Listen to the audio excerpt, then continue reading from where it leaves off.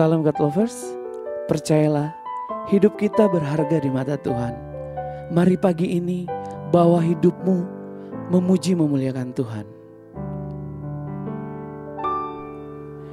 Hidupmu berharga bagi Allah, tiada yang tak berkenan di hadapannya. Dia ciptakan kau seturut gambarnya. Sungguh terlalu indah kau bagi dia. Dia berikan kasihnya bagi kita. Dia telah relakan segala-galanya. Dia disalib untuk tebus dosa kita. Sungguh hidupmu sangatlah berharga. Bulu yang terkulai takkan dipatahkannya. Dia akan jadikan indah. Sungguh lebih berharga sumbu yang tak pudar, takkan dipadamkannya. Dia akan jadikan terang untuk kemuliaannya. Bulu yang terkulai takkan dipatahkannya. Dia akan jadikan indah. Sungguh lebih berharga sumbu yang tak pudar, takkan dipadamkannya.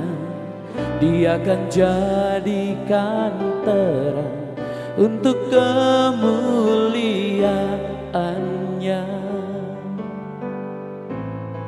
Dia akan jadikan terang untuk kemuliaannya.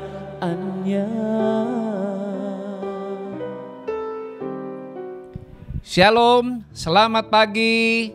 Jumpa kembali bersama Word from Heaven. Ada banyak peristiwa mengagumkan di dalam kisah Natal. Dan biasanya para pengkhotbah menceritakan tentang kisah Maria yang begitu mentaati apa yang dikatakan oleh malaikat dan dia mengimani apa yang malaikat katakan lewat firman Tuhan yang disampaikan. Seringkali kisah tentang Yusuf terlewat. Tetapi pernahkah saudara membayangkan perjuangan yang harus dilakukan oleh Yusuf ketika dia menerima Maria?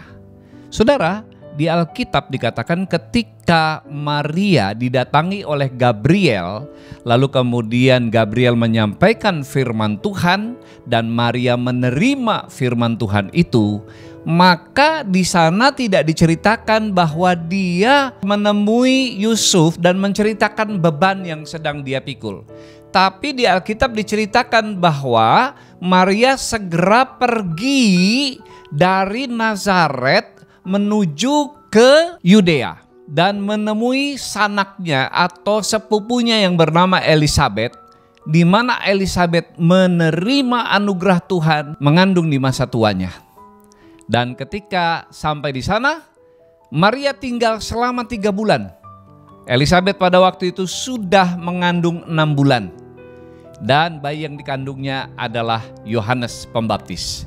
Setelah berjalan 3 bulan, maka Maria, kata Alkitab, kembali ke Nazaret dan bertemu dengan Yusuf.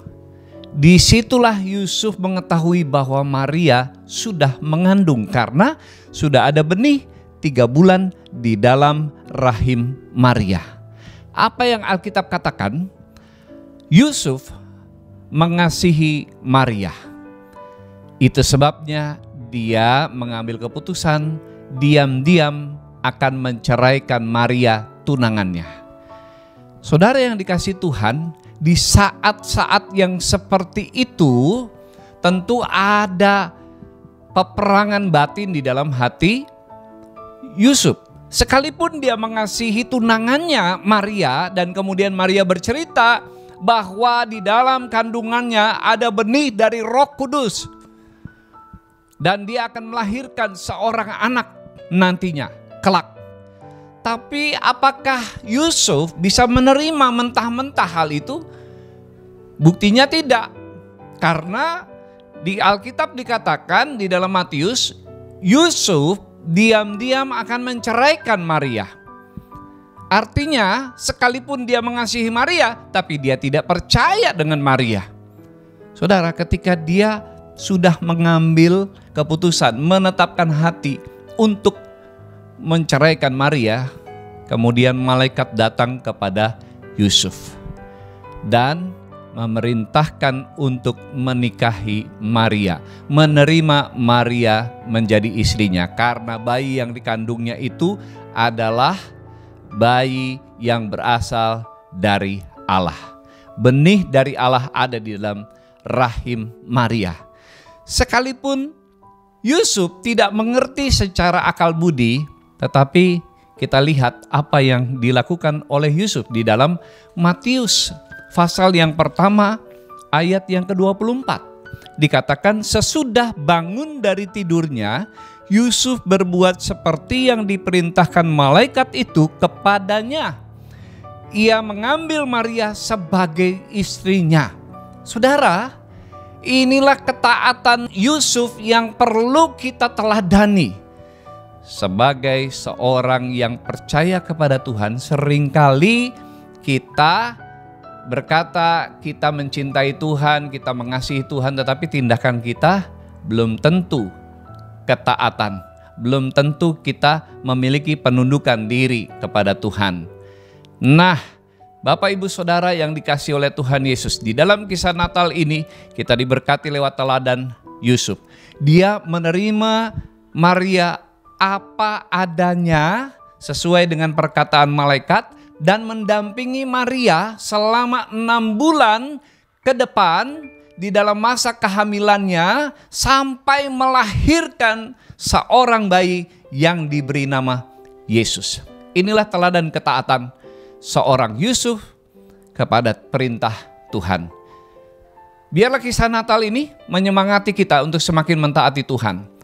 Ingat, iman tanpa perbuatan, iman tanpa ketaatan, itu adalah iman yang mati. Mari kita berdoa.